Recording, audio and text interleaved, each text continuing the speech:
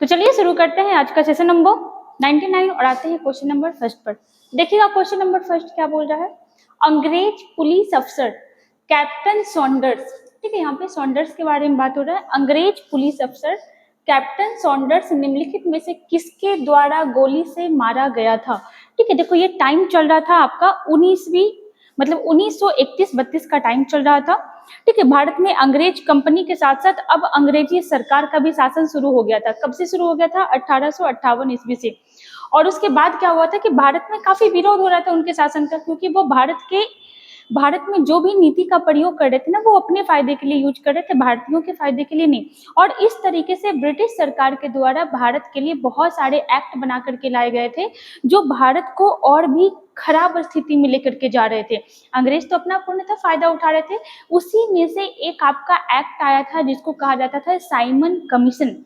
Simon commission एक act था जो कुछ लोगों के ग्रुप के द्वारा भारत में लाया गया था। उसका निर्माण कब हुआ था? 1927 में। और भारत कब आया था साइमन कमीशन?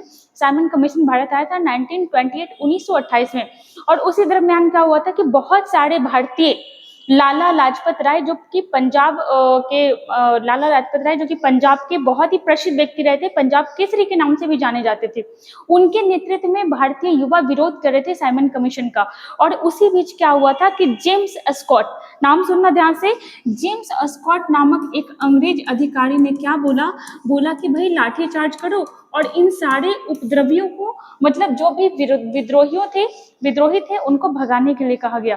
और इसी के परमिशन पे बहुत ज्यादा लाठीचार्ज किया गया और भारत के एक दिग्गज नेता लाला लाजपत राय जी की मृत्यु हो गई उस लाठीचार्ज में।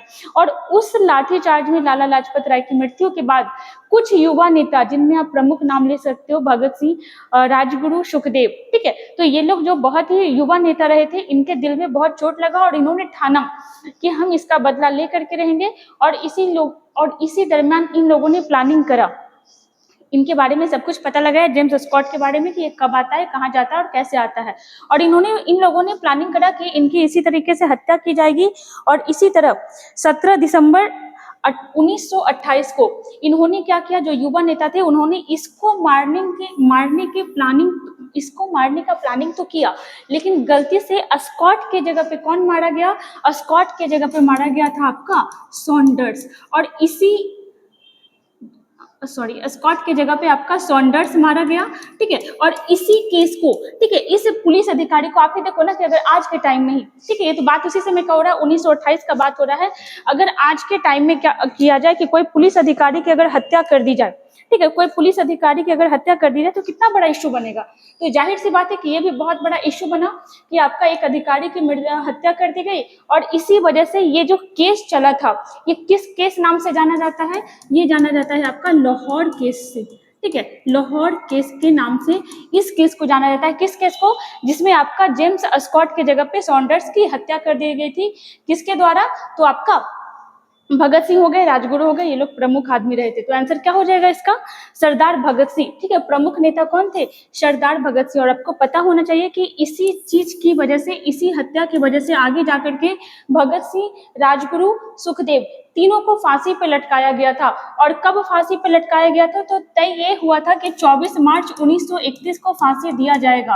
24 मार्च 1931 को फांसी दिया जाएगा। लेकिन इनका भारत में इतना क्रेज था, इनसे लोग प्यार करने वाले इतने सारे लोग थे, अंग्रेज लोग डर गए थे कि अगर ज्यादा दिन तक इन लोग को रखा गया तो फिर बहुत ज्यादा विद्रोह हो सकता है। और अंग्रेज डर के मारे समय से पहले इनको फांसी दिलवा दी। और इनकी फांसी कब हुई थी? तो एक दिन पहले हुई थी। मतलब आप कह सकते हो कि कब हुआ था? तो ये हुआ था आपका 23 मार्च को। ठीक है, 23 मार्च 1931 में इनको फांसी दे दी गई थी, जिसको शहीद दिवस के नाम से भी जानते हैं हम इस डेट को। ठीक है, चलो आगे आते हैं क्वेश्चन नंबर 2 पे। निम्नलिखित में से किसने राज्य अपहरण नीति को क्रियान्वित किया था? चलो इसको बहुत बार पढ़े, आज बस इसमें थोड़ा सा एडिशनल फैक्ट देखते हैं। राज्य अपहरण नीति क्या था? पहले इसको ध्यान से सुन लेना। तो राज्य अपहरण नीति था जो आपका लॉर्ड डलहौजी के द्वारा चलाया गया था, जो भारत में कब से कब तक शासन कर रहा था? 1848 से 1856 तक ये भारत का वायसराय था। मेनली ये जाना जाता है डॉक्ट्रिन ऑफ लैप्स के वजह से। और हड़प की नीति की वजह से, डॉक्ट्रिन ऑफ लैप्स को ही हड़प की नीति कहा जाता है। इसके तहत क्या होता था कि बहुत सारे राज्यों को क्या किया गया डलहौजी के द्वारा, भारतीय राज्य मतलब ब्रिटिश राज्य का हिस्सा बना लिया गया, ब्रिटिश प्रांत का हिस्सा बना लिया गया। किसी पे कुशासन का आरोप लगता था, किसी को आपका अगर उनका पुत्र नहीं होता था, मान लो जैसे आप सबसे बड़ा एग्जाम्पल तो आप झांसी का ले सकते हो ना, झांसी के जो राजा थे उनका अपना पुत्र नहीं था, इवन राजा की भी मृत्यु हो गई थी, और इस वजह से तय हुआ कि अब झांसी को भारतीय ब्रिटिश साम्राज्य में मिला लिया जाएगा, जिस वजह से झांसी की रानी ने भी विद्रोह करा था। तो ऐसे ही आपका बहुत सारे कानून लाए गए थे, उसमें से एक बहुत इंपॉर्टेंट कानून था अंग्रेजों के द्वारा लाया हुआ डॉक्ट्रिन ऑफ लैप्स, जिसको हड़प की नीति कहा जाता है। इसके तहत, इस कानून के तहत बहुत सारे राज्यों को हड़पा गया था, जिसमें आपसे क्वेश्चन बनता है। सबसे पहला क्वेश्चन देखिएगा कि कौन हड़पा गया था, तो सबसे पहले जो आपका हड़पा गया था वो था आपका सतारा, जो कहाँ पड़ता है, महाराष्ट्र में, 1848 में। उसके बाद देखिएगा जैतपुर और आपका संबलपुर, जैतपुर और आपका संबलपुर, ये कब अपनाया गया था, 1849 में। फिर आ जाएगा आपका बघाट को आपका कब मिलाया गया था अंग्रेजी साम्राज्य में, तो ये हो जाएगा 1850, ठीक है। उसके बाद फिर हो जाएगा आपका उदयपुर को कब मिलाया गया, तो 1852 में। और मोस्ट इम्पॉर्टेंट क्या हो जाएगा, झांसी, इसको कब मिलाया गया, 1853 में, ठीक है। ये झांसी के बारे में बहुत इंपॉर्टेंट है, याद रखिएगा। और एक आपका ये भी इंपॉर्टेंट है, नागपुर, इसको कब मिलाया गया था ब्रिटिश प्रांत में, तो ये हो जाएगा आपका 1854। कुल मिला के बात ये हुआ कि इन सारे राज्यों को किस कानून के तहत मिलाया गया था, तो doctrine of lapse Lord Dalhousie के द्वारा मिलाया गया था। और आगे जाकर के क्या हो गया, तो ये आपके ब्रिटिश प्रांत का हिस्सा हो गया। आंसर क्या हो जाएगा, option number B, Lord Dalhousie. Lord Ripon के बारे में देखिएगा, इसके समय जो है वर्नाक्यूलर प्रेस एक्ट जो है इसको रद्द कर दिया गया था, ठीक है। इसके समय रद्द कर दिया गया था। इसके समय से आपका अस्थाई या फिर कह लो नियमित जनगणना जो है किसके समय से शुरू हुआ था, तो ये हो जाएगा आपका लॉर्ड रिपन के समय से। लॉर्ड रिपन को ही स्थानीय स्वशासन का जनक कहा जाता है। स्थानीय स्वशासन का जनक मतलब ग्रामीण क्षेत्र में आप देखते हो ना, मुखिया होता है, सचिव, पंचायत वगैरह जो भी होता है, वो आपका स्थानीय स्वशासन कहलाता है। तो किसके द्वारा हुआ था, लॉर्ड रिपन के द्वारा हुआ था, ठीक ना। एक चीज और देखिएगा, यहाँ पे बात हो रहा है अच्छा, अगर आप यहाँ पे वॉरेन हेस्टिंग्स देखते हैं, एक लॉर्ड हेस्टिंग्स भी था, ठीक है, वॉरेन हेस्टिंग्स बहुत इंपॉर्टेंट है। वॉरेन हेस्टिंग्स जो था वो भारत का नहीं, वो बंगाल का पहला गवर्नर जनरल था। वॉरेन हेस्टिंग्स 1773 के एक्ट के माध्यम से बंगाल का पहला गवर्नर जनरल बन करके आया था, जिसके समय भारत में पहली बार कलकत्ता में सुप्रीम कोर्ट की स्थापना हुई थी, ठीक ना। चलिए आते हैं, इसका आंसर क्या हो जाएगा, ऑप्शन नंबर बी।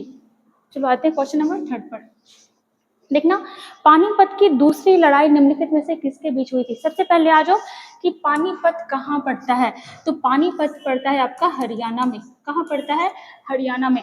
आप देख लो ना कि जो भी बड़े बड़े युद्ध हुए हैं भारतीय इतिहास में, सबसे बड़ा युद्ध तो ले लो जो धार्मिक रूप से मेनली होता है महाभारत का, वो कहाँ हुआ था, कुरुक्षेत्र में हुआ था। और कुरुक्षेत्र कहाँ पड़ता है, तो ये भी आपका हरियाणा में पड़ता है। फिर आप पानीपत ले लो, आप तराइन ले लो, तराइन का युद्ध का नाम सुने हो ना, तराइन का प्रथम युद्ध कब हुआ था, 1191 में, 91। तराइन का द्वितीय युद्ध कब हुआ था, 1192 में। और तराइन का तीसरा युद्ध कब हुआ था, तो तीसरा युद्ध जो हुआ था 1215 में हुआ था। वैसे ही पानीपत का भी 3 युद्ध हुआ था जो भारतीय इतिहास के रंग रूप को बदल दिया था। और तराइन के युद्ध से भी भारत के इतिहास में काफी बड़ा मोड़ आया था, क्योंकि तराइन के युद्ध के बाद ही भारत में मुस्लिम सत्ता जो थी मजबूत होना शुरू हो गई थी। और पानीपत के युद्ध के बाद भारत में मुगल सत्ता जो है ये मजबूत होना शुरू हो गई थी। तो पानीपत का ना 3 युद्ध हुआ था, एक हुआ था 1526 में, एक हुआ था 1556 में, और एक हुआ था आपका 1761 में, है ना। सवाल आपसे पूछा है सेकंड वाला, तो सेकंड वाला जो हुआ था ये किसके बीच हुआ था, ये हुआ था अकबर और हेमू के बीच, अकबर और हेमू, जिसको हम लोग हेमचंद्र के नाम से भी जानते हैं। इसके बारे में याद रखिएगा कि दिल्ली की गद्दी पर बैठने वाला अंतिम हिंदू शासक, दिल्ली की गद्दी पर बैठने वाला अंतिम हिंदू शासक कौन था, तो ये था आपका हेमू, ठीक है। अकबर और हेमू के बीच हुआ था। और ऑब्वियस सी बात है कि यह युद्ध जो है कौन जीता था, यह युद्ध कौन जीता था? तो यह युद्ध जो है आपका अकबर जीता था। वैसे आपको पता होना चाहिए अकबर इस समय युद्ध नहीं लड़ रहा था, अकबर के नाम से युद्ध लड़ा गया था। अकबर का युद्ध लड़ा कौन था, मतलब इस युद्ध को जीता कौन था? तो इस युद्ध को जीता था अकबर का संरक्षक, जिसका नाम क्या था? बैरम खां। जिसका नाम क्या था? बैरम खां, जो अकबर का संरक्षक था। तो ये हो गया आपका पानीपत का द्वितीय युद्ध। आंसर क्या होना है यहाँ पे बताओ?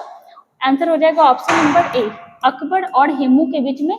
और हेमू के बारे में एक चीज और याद रखिएगा कि भारतीय इतिहास में टोटल आपके 14 विक्रमादित्य आए थे, उनमें से आपका हेमू भी एक। विक्रमादित्य समझते हो क्या होता है? तो विक्रमादित्य एक उपाधि हुआ करता था। तो बहुत सारे शासक जो थे विक्रमादित्य का उपाधि लिए थे, उसी में से एक आपका कौन था? हेमू भी था, जो आपका मुगल शासन के समय में था। ठीक ना? चलिए आंसर क्या हो जाएगा? Option number A. चलो आगे आते हैं। देखो एक चीज इब्राहिम लोदी के बारे में आप याद रख सकते हो। इब्राहिम लोदी के बारे में आप ये याद रखोगे कि दिल्ली सल्तनत पे टोटल ना 5 वंशों ने शासन किया था, गुलाम, खिलजी, तुगलक, सैयद, लोदी।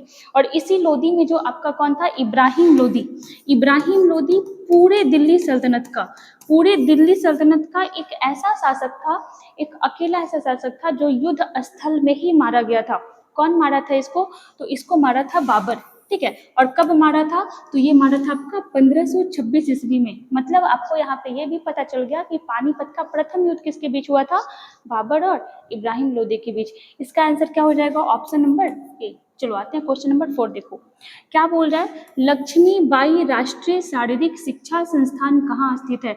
अभी हम लोग देखें कि लक्ष्मीबाई का जो क्षेत्र था, कौन सा क्षेत्र था इनका? झांसी। इस झांसी को अंग्रेजी साम्राज्य में कब विलय किया गया था? 1853 में, है ना? 1853 में झांसी को जो था आपका ब्रिटिश प्रांत का हिस्सा बना लिया गया था डॉक्ट्रिन ऑफ लैप्स के माध्यम से। तो लक्ष्मीबाई राष्ट्रीय शारीरिक शिक्षण संस्थान जो है ये कहाँ है? ये है आपका, देखिएगा, ग्वालियर में। ठीक है, ये कहाँ है? ग्वालियर में। और ग्वालियर के बारे में बात करें तो ये किस स्टेट में स्थित है? तो यह भारत का क्षेत्रफल की दृष्टि से दूसरा सबसे बड़ा राज्य कौन है भारत का? मध्य प्रदेश। तो ये आपका मध्य प्रदेश में स्थित है। वैसे ग्वालियर जो है एक व्यक्ति के लिए बहुत ज्यादा प्रसिद्ध है। किसके लिए? तो ये हो जाएगा आपका तानसेन। ठीक है, किसके लिए? तानसेन के लिए। तानसेन कौन था? तो अकबर का नवरत्न का आप नाम सुने ना, अकबर के 9 रत्न थे। तो अकबर के 9 रत्न में तानसेन जो था बहुत इंपॉर्टेंट व्यक्ति था, और ये सिंगर था। ठीक है, ये गाना गाता था। इसका रियल नाम क्या था? इसका रियल नाम था रामतनु पांडे। और अकबर इसको कौन सा नाम दिया था? तानसेन के नाम से दिया था। क्वेश्चन बनते हैं एग्जाम में, आप देखिएगा PYQ में सवाल बनता है कि तानसेन का जो मकबरा है ये कहाँ है? तो ये आपका ग्वालियर में ही है। ठीक है, कहाँ है? तो ये आपका ग्वालियर। अगर आपसे स्टेट पूछता है तो आप MP में जाइएगा, और अगर आपसे शहर पूछता है तो कहाँ जाइएगा? ग्वालियर में। ठीक है, इंदौर के बारे में देखें तो इंदौर जो है भारत का सबसे स्वच्छ शहर है, और लगातार 7वीं बार इसने ये खिताब अपने नाम किया है। और है कहाँ ये शहर? तो ये भी हो जाएगा आपका मध्य प्रदेश में। आते हैं क्वेश्चन नंबर 5 पर। देखिएगा, सदाबहार वर्षावन पाए जाते हैं। सदाबहार नाम से ही पता चल रहा है कि हमेशा यहाँ पे बाहर रहता है, हमेशा ये खिला खिला रहता है। सदाबहार वर्षावन जो है ये हमेशा आपको भूमध्य रेखा के आसपास का जो टेरिटरी है, यहीं पर आपको क्या दिखेगा? सदाबहार वर्षावन बन दिखेगा। वैसे यहाँ पे एग्जाम्पल के अकॉर्डिंग बनाने वाला ये क्वेश्चन है। देखिएगा, सदाबहार वर्षावन कहाँ पाए जाते हैं? अगर आप फ्रांस उठाते हो ऑप्शन में, देखिएगा, अगर आप फ्रांस उठाते हो तो फ्रांस आपका पड़ेगा यूरोप में। ठीक है, और यूरोप जो है आपका इक्वेटर से, विषुवत रेखा से, या उसी को हम लोग क्या कहते हैं? भूमध्य रेखा, इससे काफी दूर है, तो फ्रांस तो बिल्कुल नहीं होना है। कनाडा आप उठाते हो तो कनाडा भी आपका वहीं पे पड़ेगा। ऑस्ट्रेलिया आप उठाते हो तो ऑस्ट्रेलिया आप देखोगे ना कि एकदम से इधर पड़ता है, भूमध्य रेखा से काफी नीचे। और ब्राजील को जब आप देखते हो ना तो ब्राजील से भूमध्य रेखा गुजरती है, 0 डिग्री जो अक्षांश है वो गुजरता है। तो यहाँ पे आंसर क्या हो जाएगा? ऑप्शन नंबर बी, ब्राजील में आपका सदाबहार वर्षावन पाया जाता है। इसका अर्थ हुआ कि ब्राजील जो है हमेशा पेड़ पौधों से आपका फला फूला रहता है। भारत में भी सदाबहार वर्षावन कहीं होता है? कहाँ होता है? तो देखिएगा, सबसे पहले तो आप देख लो अंडमान निकोबार में, बिकॉज वो भी आपका कहाँ पे? तो इक्वेटर के आसपास ही पड़ता है। तो भारत में जो हो जाएगा आपका अंडमान निकोबार में हो जाएगा, अंडमान निकोबार। ठीक है, और कहाँ पे हो जाएगा? पश्चिमी घाट में हो जाएगा, पश्चिमी घाट। ठीक है, और कहीं होगा तो हाँ उत्तर पूर्वी राज्यों के पास भी हो जाएगा। उत्तर पूर्वी राज्य, उत्तर पूर्वी राज्य में मेनली असम वगैरह जो है ना यहाँ हो जाएगा, नॉर्थ ईस्ट स्टेट में, ठीक ना। ब्राजील के बारे में बात करें तो इसकी राजधानी क्या हो जाएगी, ब्राजीलिया हो जाएगी। विश्व का सबसे बड़ा वन जो है अमेजन, ये कहाँ है, तो ये भी आपका कहाँ है, ब्राजील में। चलो आते हैं क्वेश्चन नंबर 6 पर। देखना पंबन द्वीप, पंबन द्वीप स्थित है। सवाल कर रहा है एक छोटा सा आइलैंड है और ये आइलैंड किन दो देशों को जोड़ता है या फिर आप कह लो डिवाइड करता है। आते हैं ऑप्शन पे तो देखिएगा भारत और पाकिस्तान। भारत और पाकिस्तान को जो सेपरेट करने वाला रेखा है उसका नाम क्या है, उसका नाम है रेड क्लिफ रेखा, रेड क्लिफ रेखा, ठीक है। इसको पेन और पेपर पे खींचा गया रेखा भी कहा जाता है। कैसे, तो अगर इमेजिन करो कि ये अपना भारत है तो क्या किया गया कि एक पेन लिया गया, इधर भी कट किया गया, इधर भी कट किया गया, ये आपका क्या बन गया था, पश्चिमी पाकिस्तान, और ये क्या बन गया था, पूर्वी पाकिस्तान। और यही आगे जाकर के क्या बन गया, जहां अभी आपका बहुत ज्यादा प्रोटेस्ट चल रहा था, बांग्लादेश, बांग्लादेश। तो इस टाइप से इसका डिवीजन हुआ था। तो रेड क्लिफ जो हो गया ये भारत और पाकिस्तान के बीच रेखा है, सीमा रेखा, नेचुरल रेखा नहीं है, इसको खींचा गया। यहाँ पे आते हैं भारत और श्रीलंका, भारत और श्रीलंका, तो ये बिल्कुल सही है ऑप्शन नंबर ए। भारत और श्रीलंका को सेपरेट करता है या फिर कौन जोड़ता है, पंबन द्वीप, जिसको जिसको हम लोग रामेश्वर द्वीप के नाम से भी जानते हैं, रामेश्वर, रामेश्वर द्वीप, ठीक है। और नाम से शायद आप कनेक्ट कर पा रहे हो कि ये कहाँ पड़ता है, भारत के किस राज्य में पड़ेगा, तो भारत के उस राज्य में पड़ेगा जो भारत का सबसे दक्षिणी राज्य है, जो भारत का सबसे साउथ मोस्ट स्टेट है। नाम क्या हो जाएगा उसका, नाम हो जाएगा तमिलनाडु, ठीक ना, तमिलनाडु। तमिलनाडु जो है यह भारत का सबसे दक्षिणी राज्य है। प्रॉपर एरिया पूछ लेगा कि कौन सा प्रॉपर एरिया सबसे दक्षिण में पड़ता है, तो ये हो जाएगा आपका कन्याकुमारी।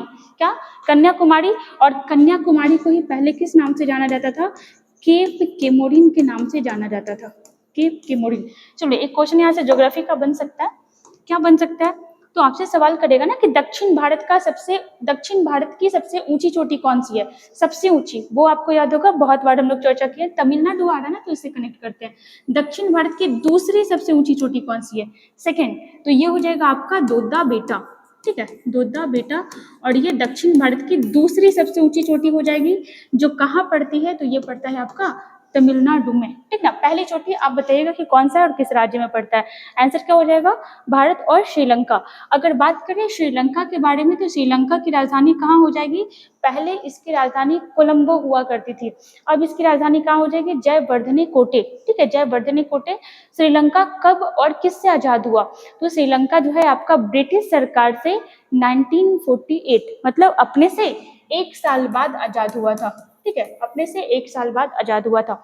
और अगर आप और हिस्ट्री से कनेक्ट करो तो अशोक का एक बेटा और एक बेटी, कौन, तो महेंद्र और संघमित्रा, ये कहाँ गया था, तो ये श्रीलंका गया था, और किस लिए, तो बौद्ध धर्म के प्रचार के लिए, ठीक ना, सब चीज याद रखिएगा। आते हैं क्वेश्चन नंबर 7 पर। देखिएगा, वह देश जो लैंड ऑफ कोऑपरेटिव के रूप में जाना जाता है। अब देखो आप लोग ना कह सकते हो इसको उपमा कह सकते हो, या फिर आप कह लो कि इसको संज्ञा कह सकते हो। इस टाइप से आप याद करना कि किस देश को इस नाम से जाना जाता है। जैसे आप कहते हो ना उगते सूर्य का देश किसे कहा जाता है, तो जापान को कहा जाता है।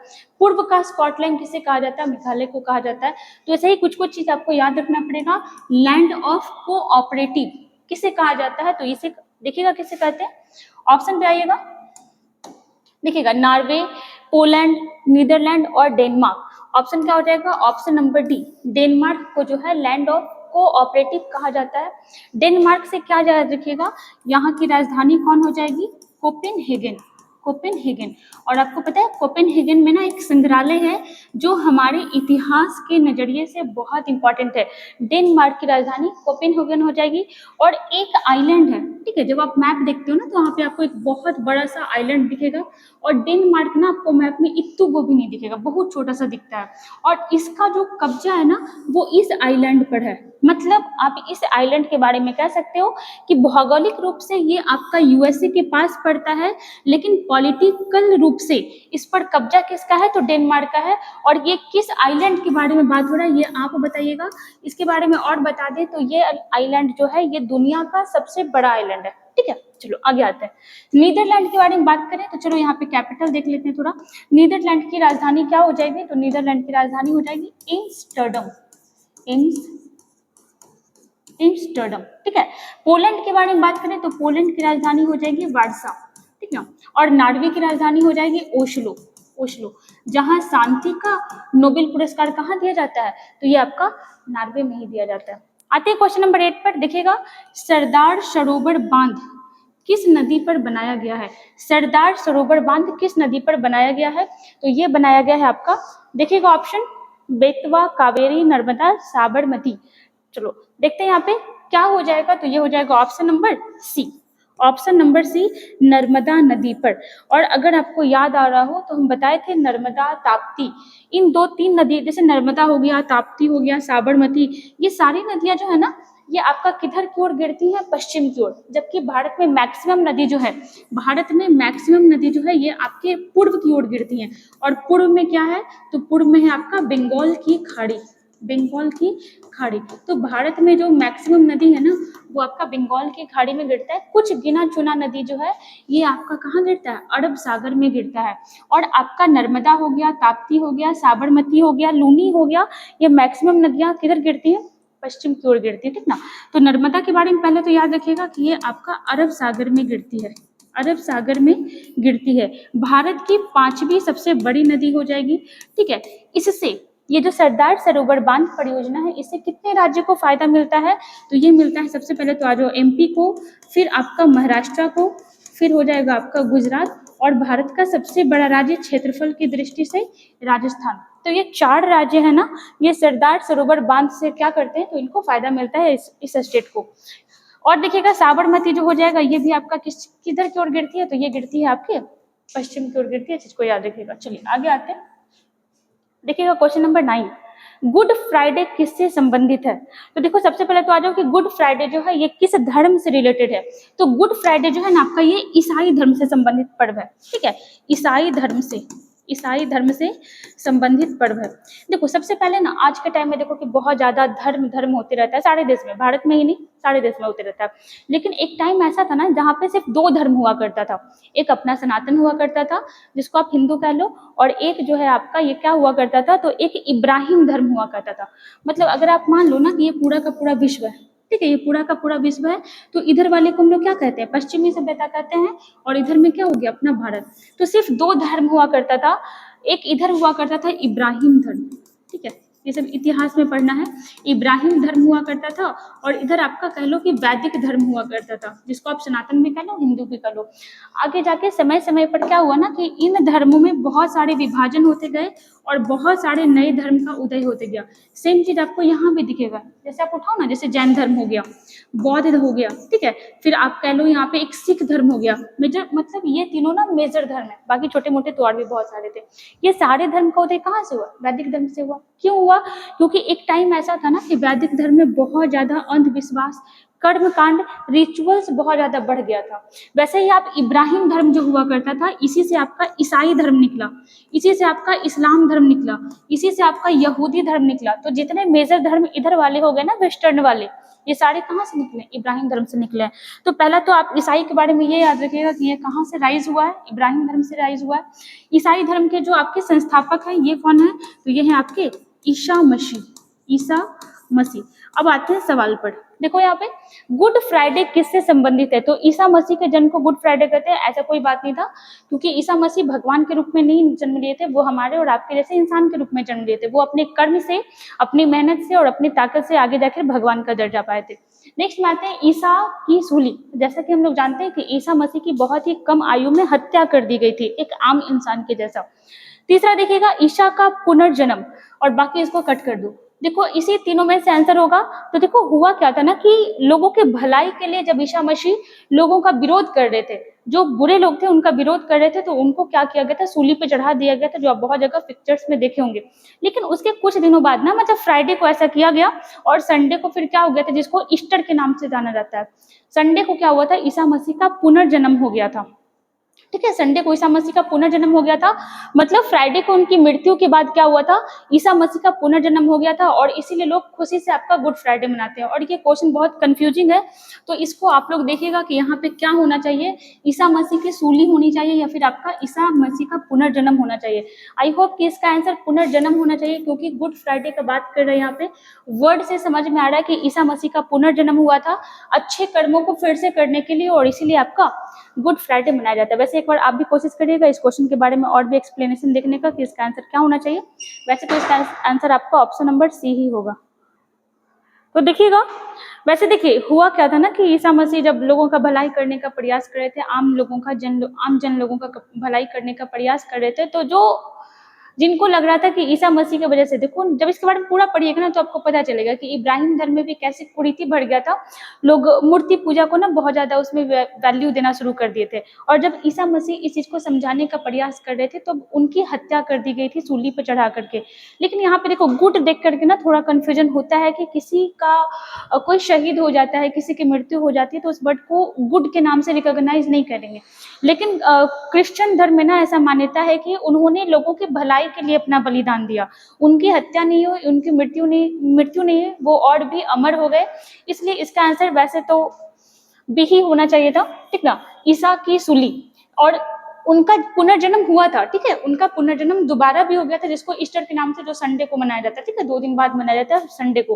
तो पुनर्जन्म जो हो जाएगा वो हो जाएगा ईस्टर के नाम से, और इनको सूली पे जो चढ़ाया गया था या इनकी जो हत्या कर दी गई थी, इनका जो बलिदान दे दिया गया था, ये आपका हो जाएगा गुड फ्राइडे के नाम से। ऑप्शन नंबर बी के साथ ही जाइएगा, ईसा को जो सूली पे चढ़ा दिया गया था, ठीक ना, answer number option number B. चलिए आज अपना इतना ही क्वेश्चन है, मिलते हैं फिर नेक्स्ट सेशन में ऐसे ही बेहतरीन प्रश्नों के साथ, जहाँ पे आपके साथ हम लोग शेयर करें 25 क्वेश्चन प्लस 10 क्वेश्चन। तो ऐसे ही हमारे साथ आप भी मेहनत करते रहिए, अपने जीवन में आगे बढ़ते रहिए, और वीडियो अच्छा लगेगा तो लाइक और शेयर जरूर करिएगा।